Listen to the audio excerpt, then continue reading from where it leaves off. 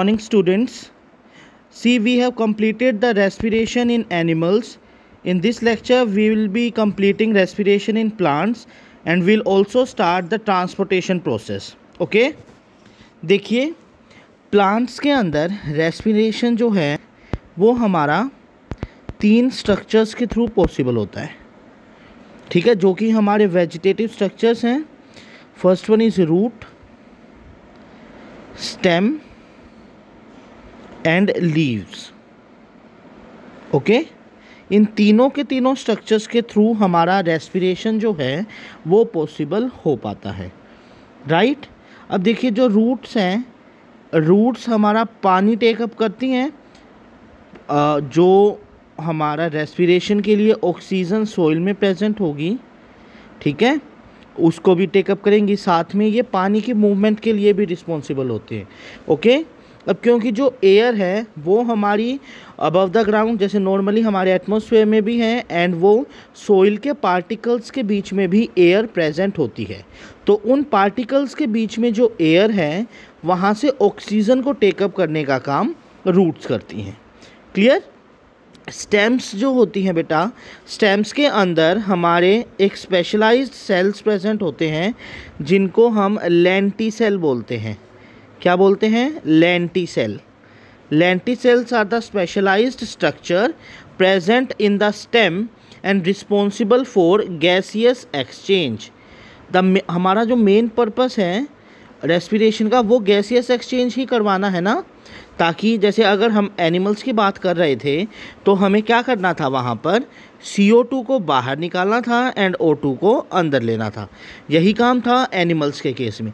Plants के case में इसका अपोजिट होता है, क्योंकि प्लांट्स जो हैं वो CO2 को तो अपटेक करते हैं, ठीक है ना, क्योंकि उन्हें फोटोसिंथेसिस करना होता है, एंड वो ऑक्सीजन को बाहर रिलीज़ करते हैं. क्लियर. तो स्टेम्स के थ्रू हमारा गैसियस एक्सचेंज पॉसिबल होता है with the help of lenticels. And जो लीव्स हैं हमारे, लीव का जब हमने डायग्राम स्टडी किया था तो तब हमने एक बहुत ही स्पेशल स्ट्रक्चर बनाया था जिसको हम स्टोमेटा बोलते हैं, राइट. स्टोमेटा जो हैं, these are the openings present on the surface of leaf. See, I will try to recall. हमने कुछ इस टाइप का स्ट्रक्चर बनाया था टीएस ऑफ लीफ में. ये हमारी अपर एपिडर्मिस थी, इसके बाहर क्यूटिकल की लेयर थी. तो हमने यहाँ पर बीन शेप स्ट्रक्चर बनाए थे जिनको हमने क्या बोला था?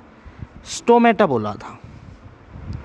And stomata are the main structure present in the leaf responsible for gaseous exchange. अगर हम इनका डिटेल स्ट्रक्चर देखें तो हमारे पास इनका कुछ इस तरीके से स्ट्रक्चर होता है. देखिए,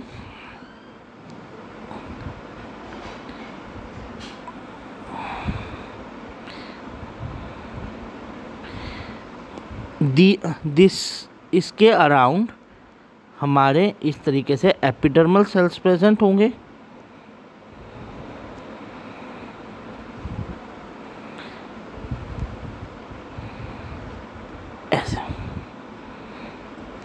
सी, this is the structure of stomata. अब हम लेबलिंग देखते हैं इसकी. तो लेबलिंग में देखिए, जो ये हमको ओपनिंग दिख रही है ये है स्टोमेटल ओपनिंग. क्या है ये? Stomatal opening. इसी ओपनिंग के थ्रू जो है वो गैसियस एक्सचेंज पॉसिबल हो पाता है. जो ये वाले बीन शेप्ड सेल्स हैं हमारे, ये हैं गार्ड सेल्स. क्या है ये? Guard cells. एंड इनके अराउंड जो ये सेल्स प्रेजेंट हैं इनको बोलते हैं epidermal cells. Epidermal cells. So this is the structure of stomata. Generally bean shaped होते हैं, लेकिन कुछ प्लांट्स में हमारे ये डम्बल शेप भी हो सकते हैं. डम्बल शेप का क्या मतलब है? सी, डम्बल शेप का मतलब है कि ये जो शेप है इनकी वो इस टाइप की हो सकती है.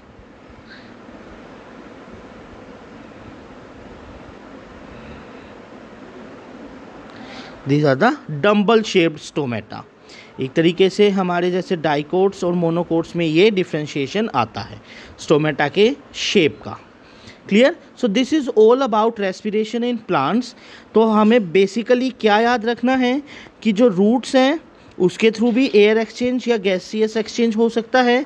स्टेम्स के थ्रू, जो स्टेम्स के अंदर स्मॉल ओपनिंग्स हैं उनको हम क्या बोलते हैं? लेंटिसेल्स बोलते हैं। एंड लीफ के थ्रू हमारा मेन गैसियस एक्सचेंज होता है एंड उस ओपनिंग को हम स्टोमेटा बोलते हैं। ठीक है, तो रूट के जनरल सरफेस के थ्रू रेस्पिरेशन हो रहा है, स्टेम्स के अंदर लेंटिसेल्स के थ्रू हो रहा है। लेंटिसेल्स हमारी मेन ओपनिंग्स होती हैं स्टेम्स के अंदर जहाँ से गैसियस एक्सचेंज पॉसिबल हो पाता है। एंड लीफ के अंदर with the help of stomata हमारा गैसियस एक्सचेंज होता है। So this is all about respiration in plants. After this we'll start the process of transportation, that is the circulatory system। देखिए, जब पहले हम ह्यूमन सर्कुलेटरी सिस्टम करेंगे, जब हम सर्कुलेटरी सिस्टम स्टडी करना स्टार्ट करते हैं, सर्कुलेटरी सिस्टम, इसको ट्रांसपोर्टेशन सिस्टम भी बोला जाता है, तो उसके लिए हमें 3 पार्ट्स की ज़रूरत होती है। हमारे मेन 3 पार्ट्स होते हैं सर्कुलेटरी सिस्टम में। One is the circulatory medium,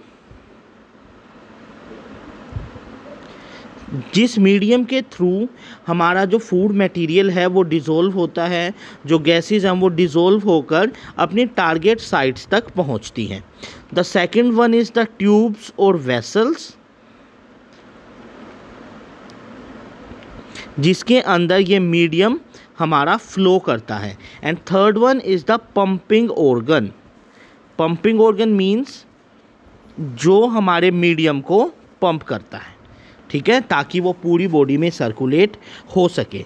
so if we consider the case of humans, the circulatory medium is blood, and tubes or vessels are blood vessels, and the pumping organ is human heart। See, आपको ये चीज़ ध्यान रखनी है कि जो pumping organ है heart, वो blood को पंप करता है, वो ब्लड को प्रोड्यूस नहीं करता, ब्लड को पंप करता है। पंप करने का मतलब है एक तरीके से ट्रांसपोर्टेशन के लिए वो मेन सप्लाई का काम करता है। ठीक है, जो हमारा ब्लड है that is formed in the bone marrow. Blood की फॉर्मेशन कहाँ पर होती है? बोन मैरो के अंदर होती है। ठीक है, देखिए मैं आपको अभी डायग्राम के थ्रू समझाता हूँ। See, this is the bone marrow. Bone के अंदर ये हमारी बोन का सेक्शन है। ये बोन के अंदर कैविटी प्रेजेंट होती है जिसको हम बोन मैरो बोलते हैं, राइट। एंड बोन मैरो के अंदर हमारे सारे के सारे ब्लड सेल्स प्रोड्यूस होते हैं। ठीक है, तो सबसे पहले हम एक्सप्लेनेशन हमारे मीडियम की ही देखते हैं, that is the blood. Blood is a connective tissue, right, which is responsible for transportation of various substances. Blood के हमारे 2 कंपोनेंट होते हैं, one is blood plasma and the other one is blood cells और blood corpuscles. Okay, first component is blood plasma and second is blood cells और blood corpuscles. Blood plasma जो है वो हमारा 90% कंपोनेंट बनाता है ब्लड का, जिसके अंदर मेनली हमारे proteins and mineral ions dissolve होते हैं। जो हमारा ब्लड प्लाज्मा है उसके अंदर 90% कंपोनेंट होता है हमारे ब्लड का। It is the liquid component and it consist of mainly proteins and mineral ions. Okay, then comes the blood cells और कॉर्प्यूसल्स। हमारे पास मेनली 3 टाइप्स के ब्लड सेल्स होते हैं। अच्छा, यहाँ पर अगर प्रोटीन के नाम देखें तो हमारा एल्ब्यूमिन प्रोटीन होता है, फाइब्रिन भी होता है, ठीक है ना, ये हमारे प्रोटीन्स हैं। लैक्टा एल्ब्यूमिन भी होता है। सेल्स जो हैं हमारे blood cells, these are of 3 types. One is RBC, second one is WBC and third one is platelets. ये यहाँ पर आपको दिख भी रहे हैं, red blood cells, white blood cells and platelets. Okay, अब देखिए, अभी जो ये RBC या रेड ब्लड सेल्स होते हैं, इन्हीं का दूसरा नाम होता है इराइथ्रोसाइट्स. मतलब जो RBC हैं उनको हम क्या बोलते हैं, उनको हम इराइथ्रोसाइट्स भी बोलते हैं. इसी तरीके से जो हमारे WBC होते हैं, RBC को क्या बोला जाता है, इराइथ्रोसाइट्स. इसी तरीके से जो WBC हैं हमारे, उनको बोला जाता है ल्यूकोसाइट्स. एंड जो प्लेटलेट्स हैं हमारे, leukocytes, erythrocytes and third one is are platelets, जिनको हम थ्रम्बोसाइट्स भी बोलते हैं. क्लियर? देखिए,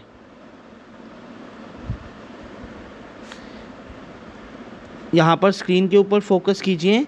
अब हम इनकी कुछ प्रॉपर्टीज़ डिस्कस करने वाले हैं. सी, blood is a red colored liquid which circulate in our body and contains hemoglobin. hemoglobin हमारी रेस्पिरेटरी पिगमेंट होती है, जिसका मेन काम क्या होता है, गैसेस को अपने साथ कंबाइन करके ट्रांसपोर्ट करना, साथ ही हमारे ब्लड को रेड कलर इम्पार्ट करना. जो हमारे ब्लड का रेड कलर होता है, that is due to presence of haemoglobin and it is a respiratory pigment. Okay, haemoglobin के अंदर भी स्टूडेंट्स आयरन होता है. क्या होता है, आयरन, जिसकी वजह से वो रेड कलर हमें दिखाई देता है. Clear? The components of blood are plasma, RBC, WBC and platelets. अभी हमने डिस्कस किया था. प्लाज्मा जो है that contains 90% of water, dissolve substances like proteins, salts and waste products. Plasma के अंदर हमारा लिक्विड कंपोनेंट होता है, जिसके अंदर 90% पानी एंड हमारे proteins and mineral ions present होते हैं.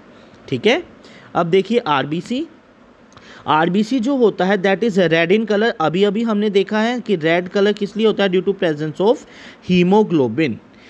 ठीक है, जिसका काम होता है लंग्स में से ऑक्सीजन को कैरी करना एंड बॉडी के सारे सेल्स तक पहुंचाना. साथ ही साथ अपोजिट डायरेक्शन में वो क्या करता है, कार्बन डाइऑक्साइड को बॉडी टिश्यूज से लेता है एंड लंग्स के पास भेज देता है. क्लियर? जो RBCs होते हैं, these are formed in bone marrow. Actually जो हमारे सारे के सारे ब्लड के कंपोनेंट्स हैं वो बोन मैरो में ही बनते हैं. अभी हमने स्ट्रक्चर देखा था बोन मैरो का. ठीक है, these have a short life span. Nearly जो हमारे RBCs का लाइफ स्पैन होता है दैट इज़ अराउंड 120 days और we can say 4 months and does not contain any nuclei. ये हमारे एन्यूक्लिएट होते हैं, इनके अंदर न्यूक्लियस प्रेजेंट नहीं होता. क्लियर है? तो RBC जो कंपोनेंट है हमारे ब्लड का, उसका मेन काम क्या है, ऑक्सीजन और CO2 को बॉडी के अंदर ट्रांसपोर्ट करवाना with the help of haemoglobin. Clear है?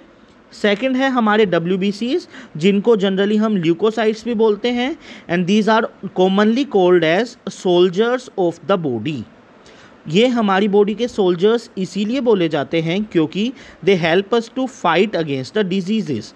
हमारी बॉडी में कोई भी फॉरेन पार्टिकल एंटर करता है, ठीक है, अगर वो उस फॉरेन पार्टिकल को हम नॉर्मली एंटीजन बोलते हैं. कोई भी फॉरेन पार्टिकल जब हमारी बॉडी में एंटर करता है उसको क्या बोला जाता है, एंटीजन बोला जाता है. एंड अगर वो एंटीजन हमारी बॉडी में डिजीज़ कर सकता है, कोई भी बीमारी अगर वो कर सकता है, तो उसको बोला जाता है पैथोजन. क्या बोला जाता है, pathogen. Pathogens are the disease causing microorganisms and antigen क्या है, any foreign particle entering inside our body. ठीक है, एंटीजन जो है वो पैथोजन हो भी सकता है, नहीं भी हो सकता. ठीक है, अब देखिए जो WBCs होते हैं ये हमारी बॉडी में एंटीबॉडीज़ बनवाने का काम करते हैं. कोई भी अगर एंटीजन हमारी बॉडी के अंदर एंट्री लेता है तो उनके खिलाफ लड़ने वाले स्ट्रक्चर्स को हम एंटीबॉडीज़ बोलते हैं. ठीक है, जो उस इन्फेक्शन से हमारी बॉडी को प्रोटेक्ट करेंगे। जो WBCs हैं इनकी शेप जनरली इरेगुलर ही होती है, बट ये इनके अंदर न्यूक्लियस होता है, ठीक है, एंड इनका स्ट्रक्चर WBC से RBC के कंपैरिजन में WBC का स्ट्रक्चर जो है वो छोटा होता है। क्लियर है। Third one is platelet that helps in the blood clotting. Blood clotting का मतलब है, देखिए, जब हमें कोई भी सुपरफिशियल चोट लग जाती है, सुपरफिशियल का मतलब है जो हमारी स्किन की आउटर मोस्ट लेयर है वहाँ से कोई भी कट हो गया है फॉर एग्ज़ाम्पल, तो क्या होता है, स्टार्टिंग में हल्का सा ब्लड रिलीज होता है, राइट। उसके बाद जो ब्लीडिंग है वो स्टॉप हो जाती है एंड एक ब्राउन कलर का डिपोजिशन हमारे उसी चोट लगने वाली जगह पर हमें दिखाई देता है। तो जो वो ब्राउन कलर का कॉम्प्लेक्स डिपोजिशन होता है that is our blood clot. क्या होता है वो? Blood clot, right. एंड जो वो ब्लड क्लॉट बनता है उस चोट लगी हुई जगह पर, that is because of platelets. Platelets ही रिस्पॉन्सिबल होती हैं ब्लड क्लॉट बनने के लिए। Clear. After that we will see the functions of blood. See first function is it transports oxygen, CO2, nutrients or everything. हमारी बॉडी में कोई भी चीज़ अगर ट्रांसपोर्ट होनी है एक जगह से दूसरी जगह पर, that will only and only be with the help of blood. Okay. See next is they help in protection against diseases. बीमारियों से हमें बचाता है। क्यों? क्योंकि उसके अंदर WBCs प्रेजेंट हैं जो हमारे सोल्जर्स की तरह काम करते हैं एंड हमारी बॉडी को किसी भी इन्फेक्शन या बीमारी से बचाते हैं। Third one is helps to regulate body temperature, जिसको हम नॉर्मली होम्योस्टेसिस बोलते हैं। देखिए, हमारी बॉडी की सही फंक्शनिंग के लिए हमारा जो इंटरनल बॉडी का टेम्परेचर होता है that needs to be constant, ठीक है। जनरली ह्यूमंस का कितना होता है? 37 डिग्री सेल्सियस। हमारे इंटरनल बॉडी का टेम्परेचर 37 डिग्री सेल्सियस होता है। तो इस चीज़ को मेंटेन रखने का काम भी ब्लड करता है। क्लियर है।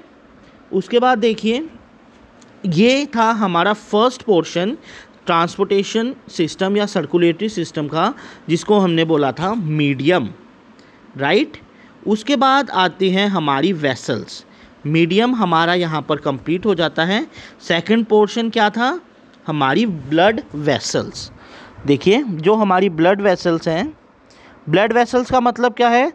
द ट्यूब्स और ducts through which blood flows in our body. हमारी बॉडी में जो ब्लड है वो जिन ट्यूब्स के अंदर फ्लो होता है उनको हम ब्लड वेसल्स बोलते हैं।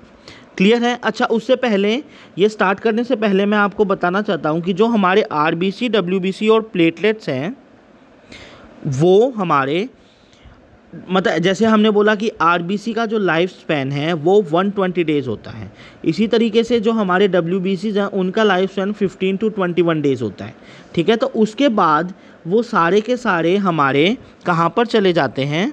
वो चले जाते हैं हमारे स्प्लीन रीजन में। स्प्लीन हमारा एक हिस्सा होता है जिसको हम ग्रेवयार्ड ऑफ RBCs भी बोलते हैं, ठीक है, ग्रेवयार्ड ऑफ RBCs।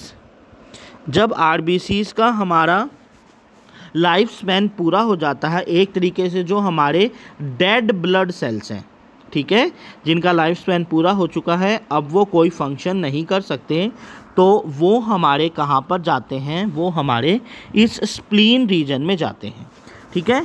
ये जो आपको पिक्चर अभी दिखाई दे रही है, this is the anatomy of human body. इस डायग्राम में आपको सारे स्ट्रक्चर जो हम प्रोसेसेस पढ़ रहे हैं ना, कौन से प्रोसेसेस पढ़ रहे हैं हम? सबसे पहले हमने डाइजेशन पढ़ा था, उसके बाद हमने रेस्पिरेशन कंप्लीट किया, अब हम कौन सा कर रहे हैं? सर्कुलेशन कर रहे हैं, एंड इसके बाद हमारा एक्सक्रीशन वाला आएगा, ठीक है। तो हमारे जो इंटरनल ऑर्गन्स हैं वो इस तरीके से अरेंज्ड होते हैं। देखिए, ये जो आपको ईसोफेगस दिखाई दे रहा है यहाँ पर, दिस इज ईसोफेगस, राइट। ये कौन से सिस्टम का पार्ट था? ईसोफेगस डाइजेस्टिव सिस्टम का पार्ट था ना, जिसको हम फूड पाइप भी बोलते हैं, राइट।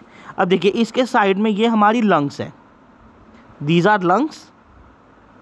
तो लंग्स किसका पार्ट है? हमारे रेस्पिरेटरी सिस्टम का पार्ट है। क्लियर है।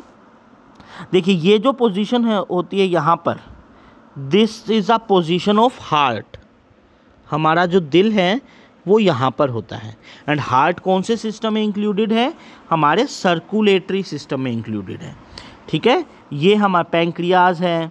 ठीक है, ये भी हमारा डाइजेस्टिव सिस्टम का। अब ये वाला स्ट्रक्चर देखिए, ये और ये वाला, ये हमारी किडनीज हैं। क्या है? Kidneys, which are a part of excretory system. And जो ये हमारा स्प्लीन रीजन है, ये हमारा स्टमक से ऊपर होता है, डायाफ्राम के नीचे एंड स्टमक के ऊपर।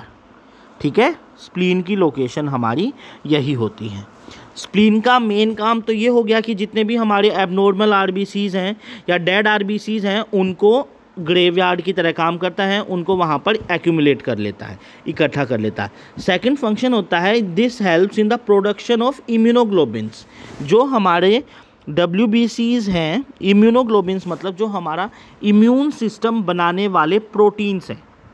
इम्यून सिस्टम बनाने वाले प्रोटीन्स को हम इम्यूनोग्लोबिन्स बोलते हैं। ठीक है, तो उनकी प्रोडक्शन करवाना भी स्प्लीन का ही काम होता है।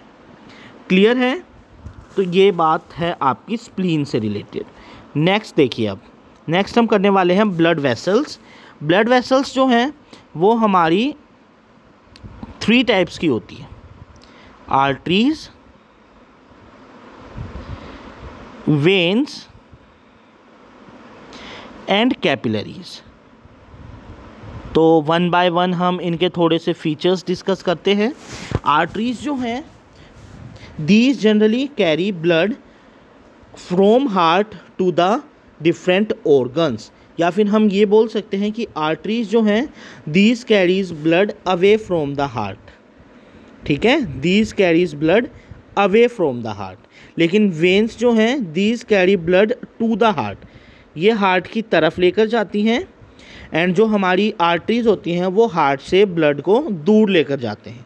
ठीक है, सेकंड पॉइंट आपका आता है कि जो आर्टरीज होती हैं वो हमारी थिक और इलास्टिक होती है। क्या होती हैं? Thick and elastic. लेकिन जो हमारी वेन्स होती हैं वो थिन होती हैं एंड नॉन इलास्टिक होती हैं, मतलब उनके अंदर स्ट्रेच होने की प्रॉपर्टी कम होती है in comparison to arteries. Clear? Third point जो आता है हमारा आर्टरीज था, वो ये है कि जो आर्टरीज होती हैं, these generally carry oxygenated blood accept pulmonary artery. हमारी बॉडी में जितनी भी आर्टरीज प्रेजेंट है वो सारी की सारी क्या करती हैं? ऑक्सीजनेटेड ब्लड कैरी करती हैं। ऑक्सीजनेटेड ब्लड का मतलब जिसके अंदर हमारी ऑक्सीजन डिसॉल्व होती है, उसको हम प्योर ब्लड भी बोलते हैं। ठीक है, तो आर्टरीज हमारी ऑक्सीजनेटेड ब्लड कैरी करती हैं एक्सेप्ट पल्मोनरी आर्टरी। एक आर्टरी ऐसी है जो डीऑक्सीजनेटेड ब्लड कैरी करती है। डीऑक्सीजनेटेड ब्लड का मतलब, डीऑक्सीजनेटेड मतलब जिसके अंदर CO2 डिसॉल्व होती है, जिसको हम इम्प्योर ब्लड भी बोलते हैं। जिस ब्लड के अंदर CO2 डिसॉल्व होती है उसको हम डीऑक्सीजनेटेड ब्लड और इम्प्योर ब्लड बोलते हैं। एंड जिसके अंदर O2 डिसॉल्व होती है उसको हम प्योर ब्लड या फिर ऑक्सीजनेटेड ब्लड बोलते हैं। क्लियर? तो ये हमारा थर्ड पॉइंट था।